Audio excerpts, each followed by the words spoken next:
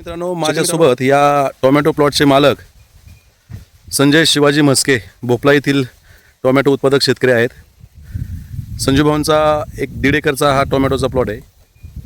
त्यांनी आपली शेतकरी ॲग्रो सर्व्हिसेस यांची ट्रीटमेंट गेल्या मागील 2 वर्षापासून घेत आहे.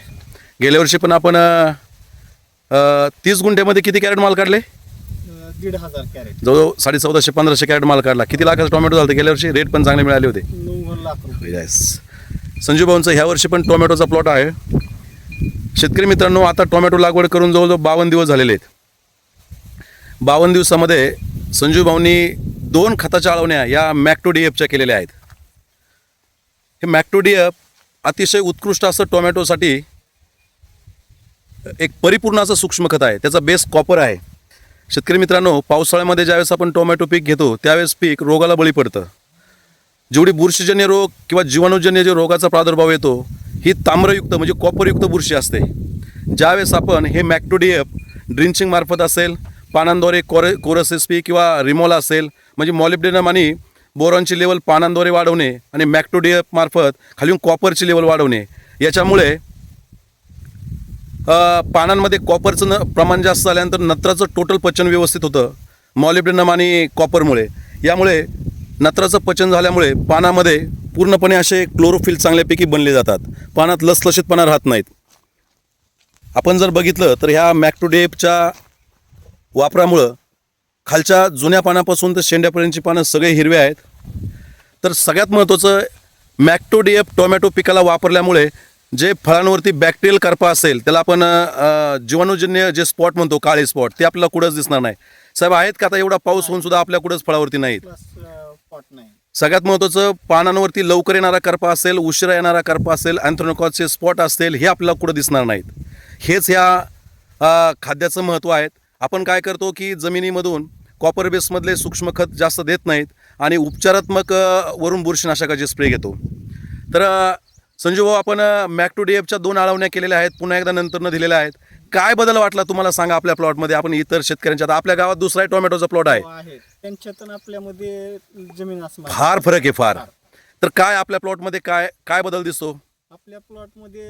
आता जसं मी तुम्हाला प्लॉट सेटिंग झाली आहे आणि हिरवीगार बुडापासून शेंड्यापासून काळंकी आहे. येस, आणि चकाकी मालाची सुद्धा चांगली Yes, आहे. yes. मालाची असा मोठा माल झालेला आहे तरी. येस. आणि उत्पादन भरपूर निघतोय ह्या मॅक्टो DF मुळे. त्याच्यामुळे पीक रोगाला बळी पडत नाही. पीक बळी पडत नाही. आता मी प्लॉट व्हिजिटला आल्यानंतर तुम्ही काय म्हणले, साहेब हे मॅक्टो DF मी 2दा आळवणीत घातलं आणि पुन्हा एकदा घातल्यानंतर मला फार बदल दिसला. म्हणून आपलं हे व्हिडिओ बनवण्याचं कारण हे आहे की तुम्ही ह्या मॅक्टो DFच्या वापरामुळे आज आपल्या पिकावरती बुरशीजन्य रोगाचा प्रादुर्भाव नाही, फळांवरती जीवाणूजन्य रोगाचा प्रादुर्भाव नाही, आणि सगळ्यात महत्त्वाचं की सगळ्या पानांमध्ये ग्रीनरी चांगली. कारण कॉपर त्याच्यामध्ये असलं तरी फेरस, झिंक, मॅग्नीज, मॉलिब्डेनम आणि बोरॉन याचंही प्रमाण भरपूर आहे. म्हणजेच काय की आज आपण जे महाग बुरशीनाशकासाठी जो खर्च करतो, बरोबर आहे, तो आपला म्हणजे इतर शेतकऱ्यांच्या तुलनेत ह्या बुरशीनाशकांचे स्प्रे कमी आणि साधारण आहेत. म्हणजे आपण पिकाला खाऊन, म्हणजे मॅक्टो DF हे मुळ्यांच्या कक्षेमध्ये आपण 2दा आळवणीतून दिले, पुन्हा एकदा ड्रीपमधून दिले, आणि फॉर्मॅक मिकनेल 32 असेल, कोरस SP असेल, याच्या 1-2-3 फवारण्या आपण खताच्या घेतात पानांद्वारे. ह्या 2-3 खताच्या फवारण्या केल्यामुळे आणि आळवणीमार्फत सूक्ष्म खत जे मॅक्टो DF कॉपर बेसमध्ये दिल्यामुळे आज पीक आपलं निरोगी आहे. आज बघितलं तर शेंडा चालू आहेत, फुलधारणा चालू आहे, बारीक फळांची सेटिंग चालू आहे, आणि खाली माल भरपूर लागला आहे आणि मालाची शायनिंग खूप चांगल्यापैकी आहे. आणि सगळ्यात महत्त्वाचं, टॉप टू बॉटम सगळी जी झाडाची पानं आहेत ही आपली सगळी हिरवे आहेत. तर सांगायचं आहे काय की ज्यावेळेस आपण पिकाला संतुलित खत, हे सूक्ष्म खत, दुय्यम खत आणि मुख्य खत पानांद्वारे म्हणजे फॉलिअरमार्फत देऊ पानांमध्ये, आणि जेवढं ड्रीपमधून देऊ किंवा आळवणीच्या माध्यमातून देऊ, तेवढं आपलं पीक सशक्त राहतं, सदृढ राहतं आणि पिकाला ते पीक रोगाला बळी पडत नाही. हे सगळ्यात महत्त्वाचं आहे. काय सांगाल इतर टोमॅटो उत्पादक शेतकऱ्यांना?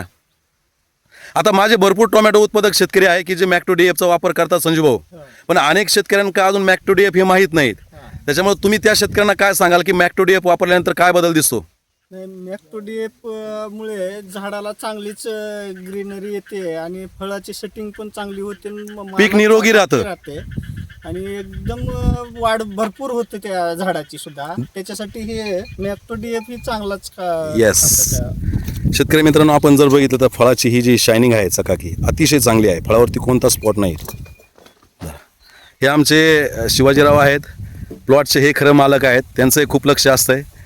मी लिहून दिलेलं म्हणजे शिवाजीराव लगेच सांगाल त्या पद्धतीने टायमिंगला तुम्ही एकदा करताय, म्हणून हा प्लॉट सगळा खरं चांगला आहे. दिलेलं सगळं वेळोवेळी करताय. अतिशय उत्कृष्ट असा हा प्लॉट आहे. भरपूर फलधारणा झालेली आहे शेतकरी मित्रांनो, आणि मालाला शायनिंग पण खूप चांगली आहे. पाला भरपूर असल्यामुळे माल हे झाकून आहेत. हा काय